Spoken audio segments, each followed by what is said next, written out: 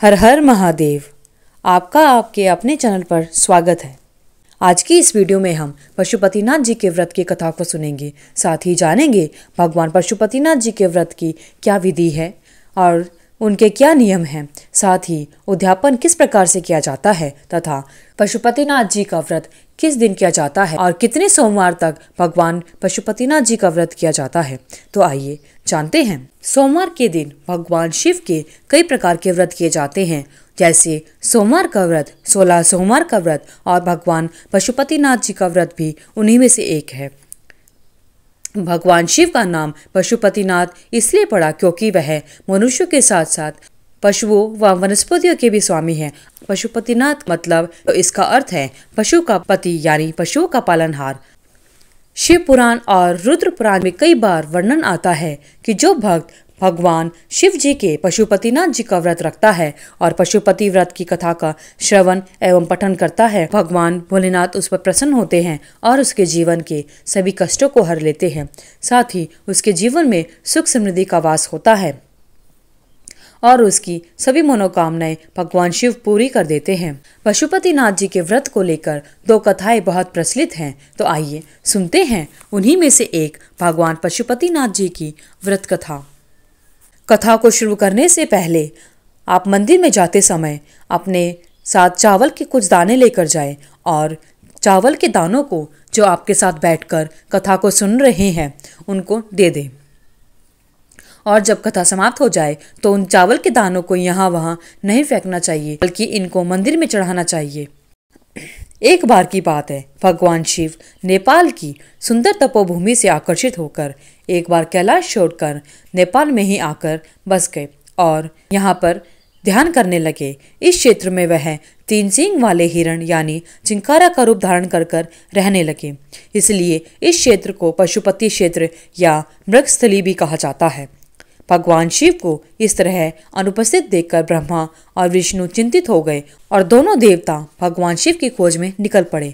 इस रमणीय क्षेत्र में उसने एक 3 सींग वाले हिरण को देखा। भगवान ब्रह्मा और भगवान विष्णु को मृग रूपी शिव पर शक होने लगा। योग विद्या से ब्रह्मा जी ने पता लगा लिया कि यह कोई हिरण नहीं बल्कि भगवान शिव हैं। इसलिए तुरंत ही ब्रह्मा जी उछल पड़े और मृग के सिंह को पकड़ने की कोशिश करने लगे। हिरण ने एक लंबी छलांग लगा दी, जिससे उनके सिंह के टूटकर 3 टुकड़े हो गए। उसी सिंह का एक पवित्र टुकड़ा टूटकर यहाँ पर भी गिरा, जिसकी वजह से यहाँ महारुद्र जी का जन्म हुआ, जो आगे चलकर पशुपतिनाथ जी के नाम से प्रसिद्ध हुआ। भगवान शिव की इच्छा के अनुसार भगवान विष्णु ने भगवान शिव को मोक्ष देने के बाद नागमती के ऊंचे टीले पर एक लिंग की स्थापना की, जो पशुपतिनाथ जी के रूप में प्रसिद्ध हुआ। पशुपतिनाथ जी की एक अन्य कथा के अनुसार महाभारत युद्ध में पांडवों द्वारा अपने गुरुओं, अपने सगे संबंधियों, अपने भाई बंधुओं का वध किए जाने से भगवान भोलेनाथ पांडवों से नाराज हो गए थे। भगवान श्री कृष्ण के कहने पर 5 पांडव भाई भगवान शिव को मनाने के लिए चले गए। गुप्त काशी में पांडवों को देखकर भगवान शिव वहां से विलीन हो गए और उसी जगह पर पहुंच गए जहां पर वर्तमान में केदारनाथ स्थित है। शिव जी का पीछा करते हुए 5 पांडव भाई केदारनाथ पहुंच गए और उसी स्थान पर पांडवों को आया देखकर भगवान शिव ने एक भैंसे का रूप धारण कर लिया और इस क्षेत्र में चर रहे भैंसों के झुंड में शामिल हो गए। पांडवों ने भैंसों के झुंड में भी शिव जी को पहचान लिया। तब शिव जी भैंस के रूप में ही भूमि पर समाने लगे। भीम ने भैंसे के सींग को कसकर पकड़ लिया। तभी भगवान शिव प्रकट होते हैं और 5 पांडवों को के पापों से मुक्त कर देते हैं। इस बीच भैंस बने शिव जी का सिर काठमांडू में स्थित पशुपतिनाथ में पहुंच गया। इसलिए केदारनाथ और पशुपतिनाथ को मिलाकर एक ज्योतिर्लिंग भी कहा जाता है। पशुपतिनाथ जी में भैंस के सिर और केदारनाथ में भैंस के पीठ रूप में शिवलिंग की पूजा होती है। कहा जाता है कि पशुपतिनाथ जी का जो भी व्यक्ति दर्शन करता है उसका जन्म कभी भी पशु योनि में नहीं होता। पशुपति व्रत भगवान भोले शंकर को समर्पित होता है और यह सोमवार के दिन किया जाता है। अब जानते हैं पशुपति व्रत के नियम और इसकी विधि क्या है। पशुपति व्रत को किसी भी महीने के सोमवार से प्रारंभ कर सकते हैं। शास्त्रों के अनुसार इस व्रत को करने के लिए किसी विशेष दिन व महीने का होना आवश्यक नहीं होता। इसको 5 सोमवार तक करना चाहिए। के बाद दोबारा से अपने पशुपति व्रत को करना चाहते हैं तो आपको एक सोमवार को छोड़कर उससे अगले सोमवार को यह व्रत दोबारा शुरू कर सकते हैं। पशुपति व्रत की विधि, आप जिस सोमवार से शुरू करते हैं उस सोमवार को स्नान करके स्वच्छ वस्त्र पहन करके 5 सोमवार तक व्रत करने का संकल्प लेना चाहिए। उसके बाद अपने आसपास के मंदिर में जाना चाहिए। यह ध्यान रखें कि आप पहले सोमवार को जिस मंदिर में गए हैं उसी मंदिर में आपको 5 व्रत के दिन यानी 5 सोमवार जाना अनिवार्य होता है। मंदिर में जाने के लिए आपको अपनी थाली में चंदन, धूप, दीप, लाल चंदन, बेलपत्र, फूल और जल, फल लेकर जाना चाहिए। भगवान शिव को अर्पित करना चाहिए। जो थाली आप सुबह के समय लेकर गए हैं उस थाली को सुबह वैसे की वैसे रख दें और शाम को वही थाली लेकर भगवान शिव के पूजन के लिए मंदिर में जाएं। जब आप शाम के समय यानी प्रदोष काल में भगवान की पूजा के लिए मंदिर जाते हैं तो अपनी थाली में मीठा प्रसाद 6 दीपक लेकर जाने चाहिए। मीठे भोग में आप कुछ भी बना सकते हैं। मीठा प्रसाद लेकर गए हैं उसको बराबर 3 भागों में बांटना चाहिए। 3 भागों में से 2 भाग भगवान शिव को अर्पित कर दे और 1 भाग को अपनी थाली में वापस रख लें। साथ ही जो आप 6 दीपक लेकर गए हैं उनमें से 5 को मंदिर में भगवान भोलेनाथ के समक्ष प्रज्वलित करें और 1 दीपक को अपने साथ बिना जला हुआ घर पर लेकर आए।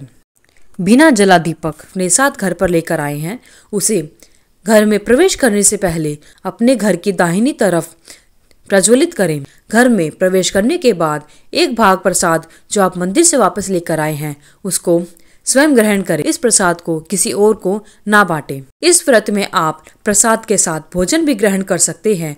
हो सके तो मीठा भोजन ही करना चाहिए। इस व्रत को सोमवार के दिन ही किया जाता है। इस व्रत में सुबह और शाम को यानी प्रदोष काल में मंदिर जाना अनिवार्य होता है। किसी कारण अगर आप व्रत करने में असमर्थ हैं तो उसे उस सोमवार को व्रत नहीं करना चाहिए। आप जिस मंदिर में पहले सोमवार को गए हैं उसी मंदिर में 5 सोमवार जाना अनिवार्य होता है। शाम के समय यानी प्रदोष काल में भगवान शिव की पूजा का विशेष महत्व होता है। व्रत करने वाले को दिन में सोना नहीं चाहिए। भगवान शंकर का ध्यान करते रहना चाहिए। साथ ही भगवान शिव को जलार्पित करने के समय महामृत्युंजय मंत्र का जाप करना चाहिए। इस व्रत में आप दिन में फलाहार ले सकते हैं और इस व्रत में नमक का सेवन नहीं किया जाता। यदि आप दोबारा व्रत शुरू करना चाहते हैं तो 1 सोमवार को छोड़कर उससे अगले सोमवार को आप व्रत शुरू कर सकते हैं। इस व्रत के दौरान श्रद्धा के अनुसार ब्राह्मणों और गरीबों को दान भी दे सकते हैं। आइए अब जानते हैं पशुपति व्रत की उद्यापन विधि।